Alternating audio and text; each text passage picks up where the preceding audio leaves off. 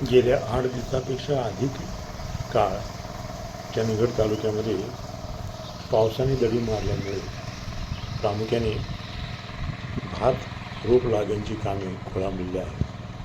शेतकरी आकाशाकडे टक लावून बसलेला आहे. पण केवळ आणि केवळ उन्हाळ्याप्रमाणे वातावरण असल्यामुळे शेतकऱ्यांच्या तोंडचे पाणी पळून गेले आहे. तरी देखील आहे त्या परिस्थितीमध्ये शेतकरी शेतामध्ये भात रोपणची कामे लगबगीने करत आहे.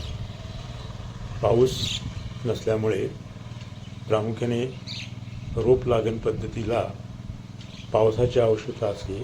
चिखल करून त्यामध्ये रोप लावली जाते.